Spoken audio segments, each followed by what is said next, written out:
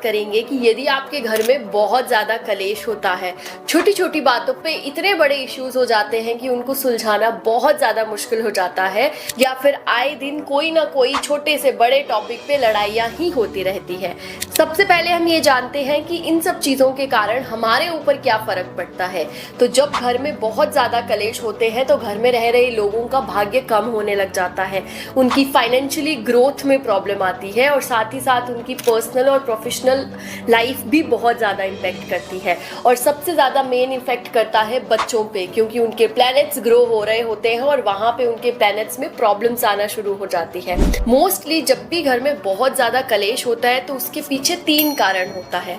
सबसे पहला कारण, या तो हमारे घर में कहीं ना कहीं कोई बड़ा वास्तु दोष है, दूसरा हमारे घर में रह रहे लोगों की कुंडली में कहीं ना कहीं 4th हाउस डिफेक्टेड है, और तीसरा रीजन कि घर के आसपास का जो एरिया है वो इतना पॉजिटिव नहीं है।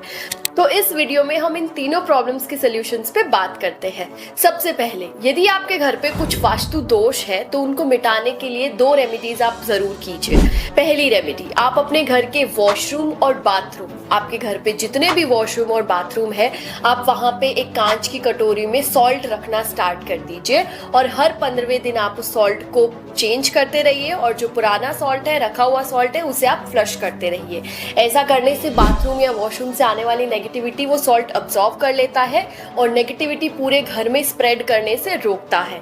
और दूसरी चीज, आपके घर के किचन के नॉर्थ डायरेक्शन में घर की किसी भी बेटी, बहू या माँ से घी का दिया जलाएं। ऐसा करने से भी घर के वास्तु दोषों का नाश होता है। प्रॉब्लम नंबर 2 कि घर में रह रहे लोगों के कुंडलियों में 4th हाउस खराब होता है। 4th हाउस जो होता है वो हमारे घर को प्रतीक करता है, हमारे घर में होने वाली प्रॉब्लम्स या हमारे घर में आने वाली खुशियों को रिप्रेजेंट करता है। उसका सोल्यूशन पाने के लिए आप सिर्फ एक रेमेडी फॉलो कीजिए। इस प्रॉब्लम के सोल्यूशन के लिए आप सिर्फ एक रेमेडी कीजिए जो घर में रह रहे सब लोगों को करना है।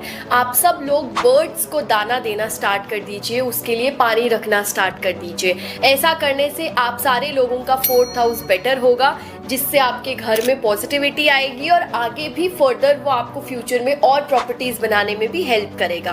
प्रॉब्लम नंबर 3, हमारे घर के आसपास का एनवायरनमेंट का खराब होना। हमारे घर का जब आसपास का एनवायरनमेंट खराब होता है तो सांझ के टाइम में सबसे ज़्यादा नेगेटिविटी हमारे घर में आती है। तो हमें क्या करना है, हमें शाम के टाइम पे घर की जो चौखट होती है वहाँ पे कुछ लोबान जला के रखना है। ऐसा करने से हमारे घर में आने वाली नेगेटिविटी वहीं पे रुक जाती है और हमारा घर पॉजिटिव एनर्जी से भरा रहता है। आशा करती हूँ आप क्या जानना चाहते हो उसके बारे में भी मुझे कमेंट पे ज़रूर बताएं। राधे राधे।